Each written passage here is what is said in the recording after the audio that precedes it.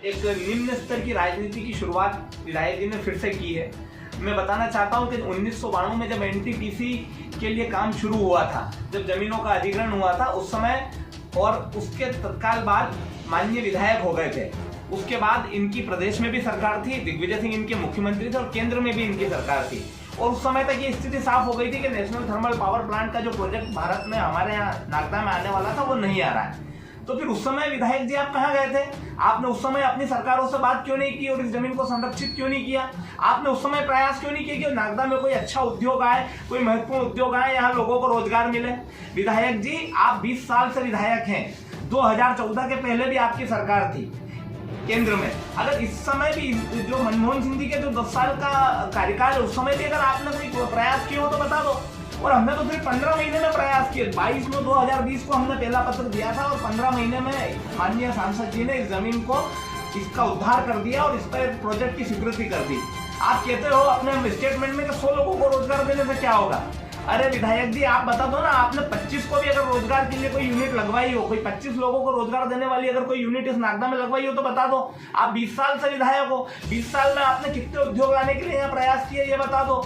यहाँ पर बहुत सारी फ्लेक्सिबिलिटी जो हमारे माननीय विधायक दिलीप शेखावत जी जब विधायक बने उन्होंने यहाँ नर्मदा का पानी लेकर आए, उसके बाद आप बता दो आपने कोई प्रयास किया हो तो। लेकिन सिर्फ और सिर्फ झूठ बोलकर इस क्षेत्र की जनता को बरगलाने का काम आप लगातार कर रहे हो। और विधायक जी मैं मीडिया के माध्यम से आपसे आग्रह करना चाहता हूं कि अब जमाना बदल गया है। अब लोगों के घर में ये सारे टीवी चैनल जाते हैं, लोगों को हकीकत पता चलती, लोग अखबार पढ़ते हैं, लोग गूगल पे सर्च करते हैं और उनको सारी जानकारियां है। इसलिए अब आप अपना पैटर्न बदल दो राजनीति का, तो ही, क्योंकि आपको समझ में आ गया है कि 2023 में आपकी विदाई तय है इस विधानसभा से। आप बड़ी बुरी तरह से इस विधानसभा में पिटने वाले हो, जनता के हाथ से बुरी तरह से आप हारने वाले हो और उस हार का डर आपको अभी से सताने लग गया है। इसलिए आप क्षेत्र के लोगों को, युवाओं को बरगलाने का काम कर रहे हो। अरे अगर आपको क्षेत्र के युवाओं की इतनी चिंता थी तो क्यों आप 1992 से अभी तक कंबल ओढ़ कर सोते रहे? क्यों 1992 से अभी तक आपने इस जमीन का उपयोग की बात नहीं की? इसलिए नहीं कही विधायक जी क्योंकि कई भूमाफियाओं को लाभ पहुंचाने के लिए कहीं उनका नुकसान नहीं हो जाए, इसलिए आप इस प्रोजेक्ट में खटाई डालने का काम कर रहे हो। और एक बात आपको बता दूं, इस प्रोजेक्ट से जितनी बिजली पैदा होगी उससे इस देश का, इस क्षेत्र का भला होगा। मुझे लगता है शायद आपको देश हित में काम करना पसंद नहीं है, देश हित में काम हो ये आपकी मंशा नहीं है, क्योंकि कांग्रेस की मंशा शुरू से रही है। कांग्रेस हमेशा समय समय पे सिद्ध भी कर चुकी है। सबको पता है कि क्षेत्र के लोकप्रिय सांसद माननीय अनिल फिरोजिया जी के अथक प्रयासों के बाद में केंद्रीय मंत्री जी ने एनटीपीसी की जो राबड़ी में जमीन, उस जमीन पे बहुत बड़ा सोलर प्लांट लगाने की एक स्वीकृति प्रदान करी। उस सोलर प्लांट की स्वीकृति के बाद में हमने जब मीडिया के बंधुओं को ये बात बताई और उसी दिन से वर्तमान के विधायक माननीय दिलीप गुर्जर जी के कुछ महापुरुष है यहाँ पे, उन महापुरुषों ने उसको लगातार खटाई में डालने के लिए अन्य प्रकार से षड्यंत्र भी करे और जनता को भ्रामक जानकारियां भी दी। एक चीज तो मैं ये बताना चाहूंगा कि जब किसी किसान से कोई जमीन किसी पर्पज के लिए सरकार, केंद्र हो या राज्य सरकार लेती है, उसमें स्पष्ट करना पड़ता है कि हम इसका लैंड ऑफ यूज क्या करेंगे, इस जमीन का हम क्या उपयोग करेंगे। चूंकि एनटीपीसी वहाँ पे रूस के सहयोग से बहुत बड़ा एनटीपीसी का एक बिजली का बड़ा एक प्रोजेक्ट लगने वाला था। रूस के विघटन के बाद में ये लगातार, मुझको लगता है 25-30 साल पहले ये सारी प्रक्रिया के अंदर 1992 के अंदर ये आई थी। ये चीज मैं आज माननीय वर्तमान के विधायक जी से पूछना चाहूंगा कि जब 1992 के अंदर ये जमीन अधिग्रहण केंद्र की सरकार ने करी थी और बिजली का एक बड़ा उपक्रम लगाने वाले थे, और उसके बाद में वो पूरी मामला ही खटाई में हो गया क्योंकि वो रूस के सहयोग से लगने वाला था। और शायद मेरी जानकारी में जो है, मुझे जितना ज्ञान है, 1992 से लेके और माननीय अटल बिहारी वाजपेयी जी की सरकार को छोड़ दे, फिर 2014 माननीय नरेंद्र मोदी जी की सरकार को, इतने लंबे समय तक केंद्र के में सरकार कांग्रेस की रही है। माननीय दिलीप गुर्जर जी, आप जनता को ये बताएं कि इतने वर्षों में उस एनटीपीसी की जो जमीन पड़ी थी और जिसपे बहुत सारा अतिक्रमण भी हो गया, और आपने आज तक वहां पर कभी उद्योग खुले, इस प्रकार का क्या क्या प्रयास करा? सबसे पहले तो जनता को आप ये बताइए।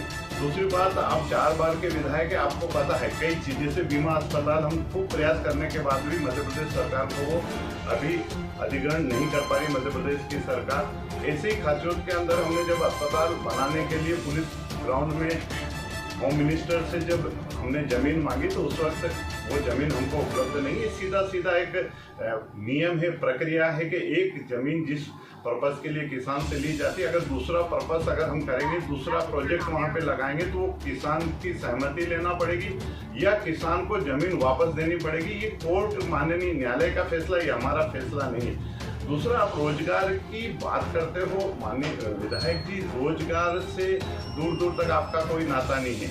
मैं आपको माननीय विधायक जी याद दिलाना चाहूँगा कि आपने कहा था कि भारत कांग्रेस फैक्ट्री में पहले चालू कराऊंगा, उसके बाद जिंदगी में कभी माला पहनूंगा, लेकिन अभी आप माला पहनना आपने प्रारंभ कर दी। लेकिन अभी आप माला पहनना आपने प्रारंभ कर दी। आपको शायद याद होगा कि ग्रेसिम में सबसे ज़्यादा वीआरएस अगर किसी विधायक के कार्यकाल में हुआ है तो वॉलंटरी रिटायरमेंट। पहले 2500 परमानेंट श्रमिक थे, लेकिन वर्तमान के अंदर आज 1500 श्रमिक बचे स्थायी।